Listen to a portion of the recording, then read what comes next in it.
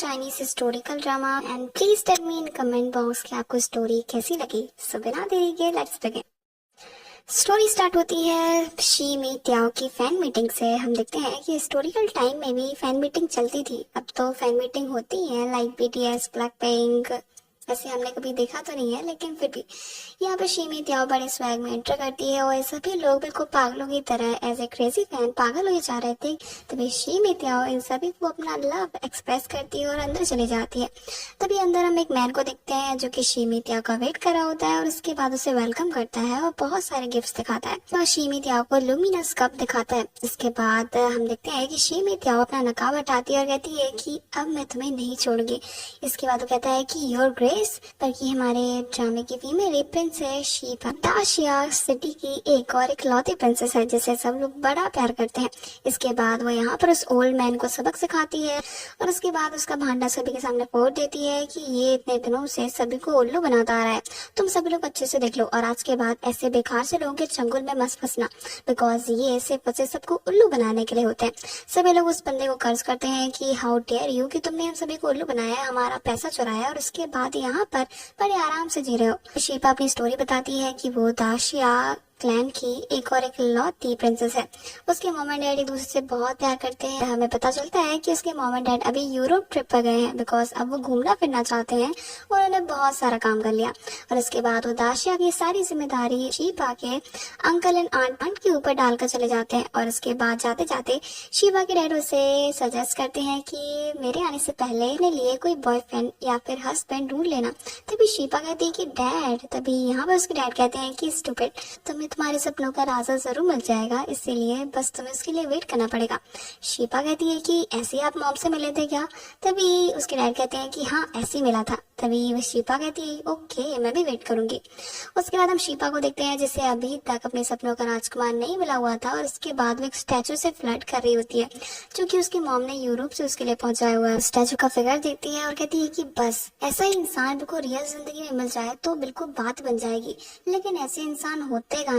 And वो हर fan girl का dream express कर रही होती है, जैसे कि कई सारी फैन गर्ल्स का ड्रीम तो होता ही है उनका बॉयफ्रेंड कोई और नहीं बल्कि के पॉप आइडल ही बन जाए। मतलब सपनों में तो सोचते हैं, हाँ मैं भी ऐसा सोचती हूँ, मैं भी कुछ अलग नहीं हूँ। मतलब सपनों में करते हैं, रियलिटी में तो नहीं होने वाला ना, तो सपनों में सोचने में क्या ही जाता है। एमी लीड कोई मुलायम को देखते हैं जो कि बीस्ट क्लैन का किंग होता है। हमें पता चलता है कि कोई मुलायम अभी काफी ज्यादा वीक है।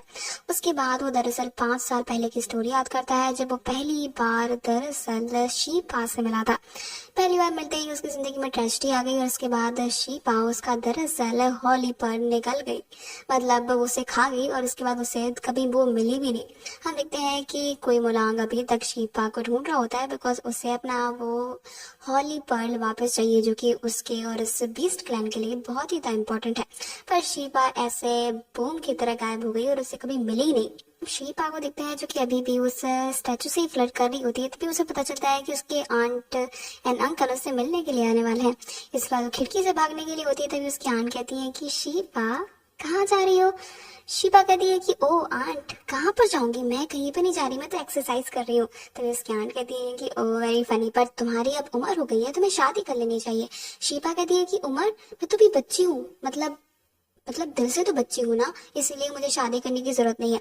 तभी उसकी आंट कहती है कि तुम्हारे मॉम एंड डैड मेरे ऊपर इतनी बड़ी जिम्मेदारी डाल कर गए हैं और अब तुम यंग नहीं रही, तुम्हारी उम्र काफी हो चुकी है। तभी शीबा कहती है कि आपको पता नहीं है, मैं दिल से अभी भी बच्ची हूँ एंड मुझे शादी करने की जरूरत नहीं है। आखिर मैं कहाँ जाऊंगी इस सिटी को छोड़कर, ये मेरी जान है।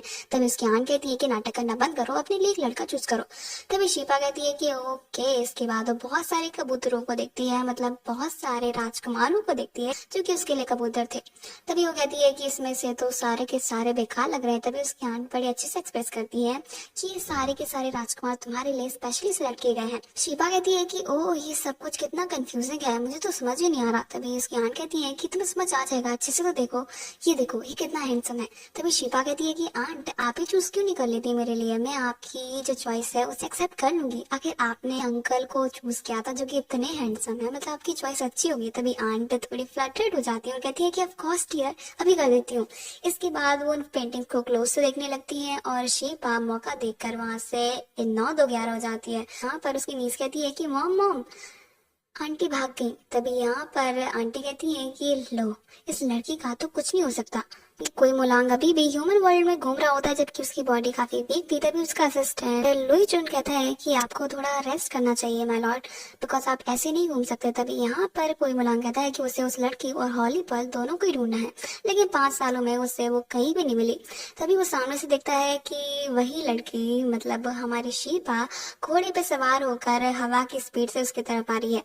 तभी वो कहती है कि बचाओ बचाओ, बिकॉज वो उस हॉर्स को टेम नहीं कर पा रही थी।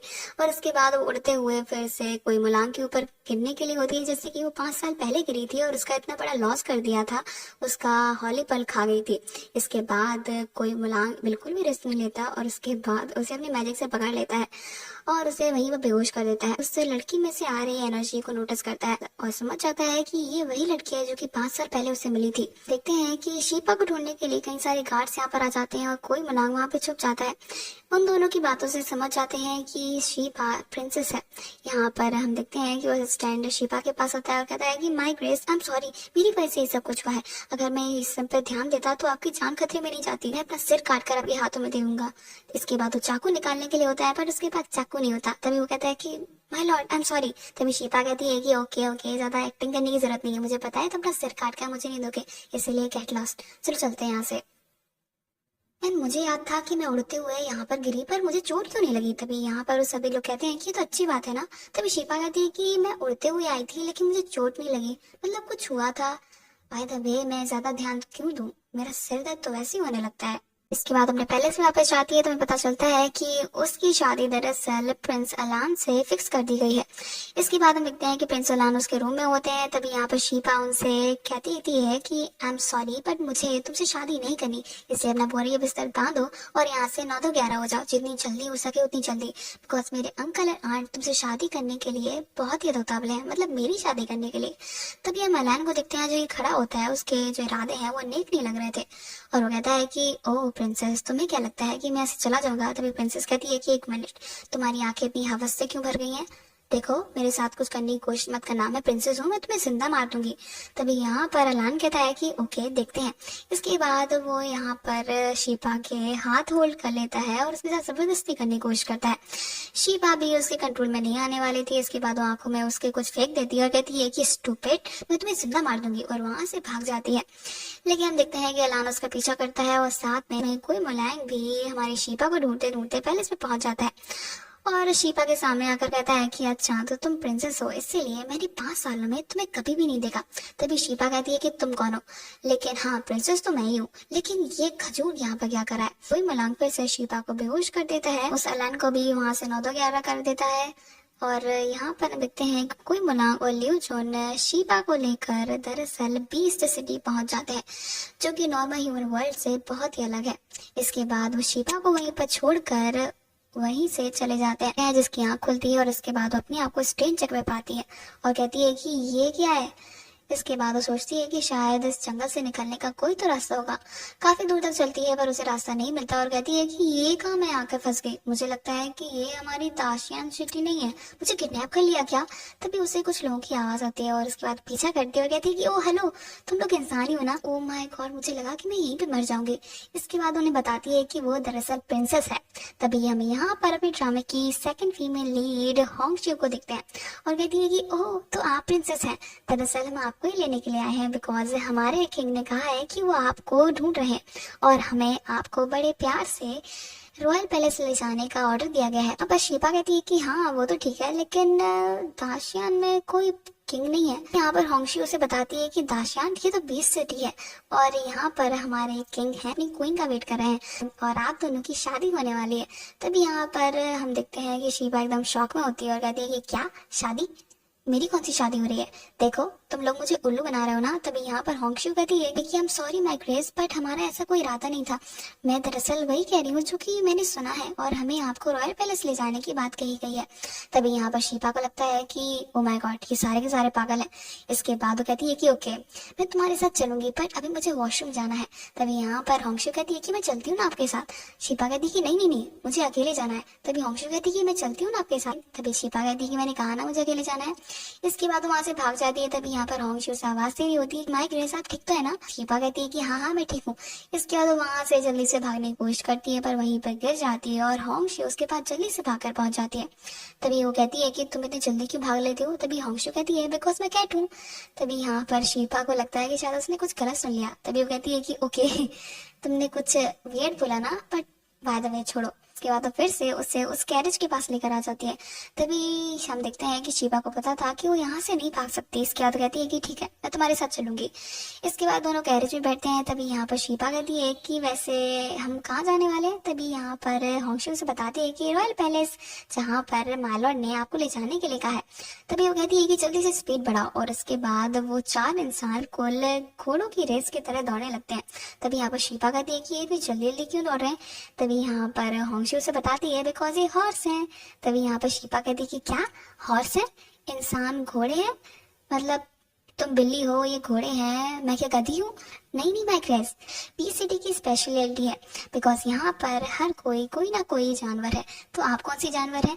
तभी यहाँ पर शीपा वियर ना लगने के लिए कह देती है कि हाँ वो खरगोश है।